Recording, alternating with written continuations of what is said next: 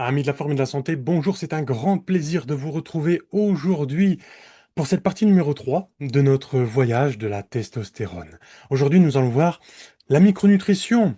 Nous allons voir quel micronutriment peut nous aider à augmenter cette testostérone, en produire, et quelle stratégie nous allons faire pour augmenter la testostérone sans rien prendre en plus, sans complément alimentaire ou quoi que ce soit, bien que il y aura quelques subtilités que nous allons voir dans notre cheminement maïeutique d'aujourd'hui dans la testostérone. C'est parti, je partage l'écran.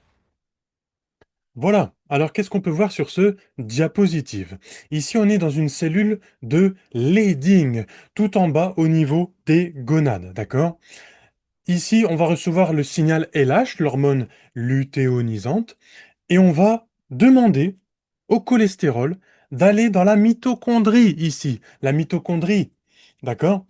On en a parlé dans le voyage de la testostérone, partie numéro un. La mitochondrie, c'est la centrale énergétique de notre corps. Elle permet de fabriquer de l'énergie, mais elle permet aussi de moduler nos hormones et surtout de fabriquer la testostérone tout en bas dans nos gonades. D'accord? Quelle molécule va se transformer? C'est le cholestérol. Mais qui c'est qui va activer ce cholestérol qui est déjà dans les cellules de Leydig tout en bas? D'accord? C'est l'enzyme STAR, comme on a pu voir encore une fois dans la première vidéo. Sauf que cette protéine STAR peut être bloquée, d'accord? Et c'est là tout le système à retenir de ce voyage de la testostérone. C'est là que tout démarre. Qu'est-ce qui va activer cette protéine STAR et qu'est-ce qui va la désactiver? Cette enzyme STAR. D'accord? C'est une enzyme, c'est une protéine. Eh bien, ce sont le facteur Ross, les espèces réactives à l'oxygène et la baisse du glutathion. C'est quand même important, quand on veut comprendre la biochimie, de comprendre ce système. Qu'est-ce que c'est Ross COX-2 et la baisse du glutathion? C'est quand on a un stress oxydatif ou une inflammation élevée. Soit le stress oxydatif élevé, soit l'inflammation élevée. Ce qu'il faut retenir, c'est qu'un stress oxydatif élevé va nous amener vers une inflammation déclenchée élevée. D'accord? Donc l'un ne va pas sans l'autre. Voilà. Simplement, ce n'est pas les mêmes voies biochimiques, mais les deux s'entremêlent. D'accord? Qu'est-ce qui provoque ça? Eh bien, il est marqué ici aging, quand on prend de l'âge. Mais pas seulement. Environnement, facteurs. Les facteurs environnementaux. Manque de sommeil. Alimentation inflammatoire. Manque d'exercice. J'ai touché le micro. Manque d'exercice physique. La sédentarité. Eh oui. Il y en a d'autres. On peut énumérer beaucoup euh, de, de facteurs comme par exemple un cortisol élevé. Par exemple, vous avez un environnement toxique, beaucoup trop de cortisol.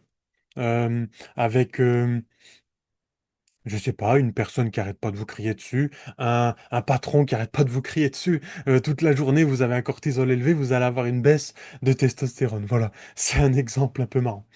D'accord?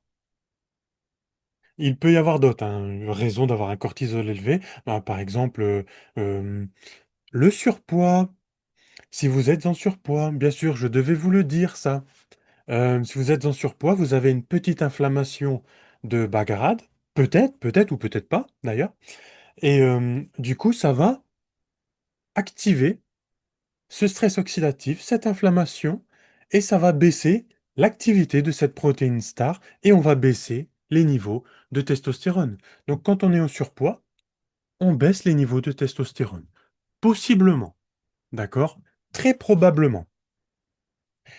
Et c'est pour ça que l'un des piliers de la production de testostérone, c'est la quête du poids idéal.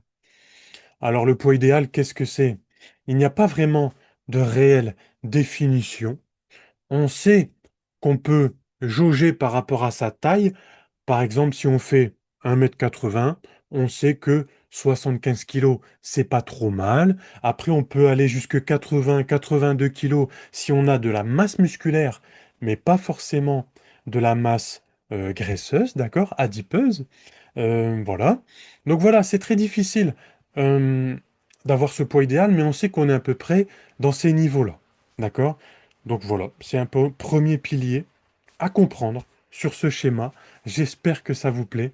Et c'est pour ça qu'on est là sur cette chaîne, dans la quête d'un poids idéal. Et si on a un poids idéal, qu'est-ce qui cause notre problème de santé? Par exemple, si vous avez une fatigue chronique, si vous n'arrivez pas à réfléchir d'une façon optimale,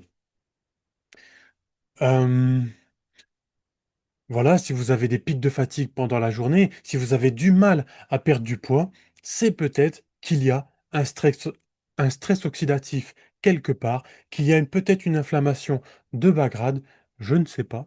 Voilà. Il y a plusieurs raisons pour pour si vous n'arrivez pas à perdre du poids, si vous êtes bloqué dans votre développement de masse musculaire, ou si vous voulez aller plus vite, je ne sais pas, eh bien contactez-moi et on va y arriver ensemble. D'accord?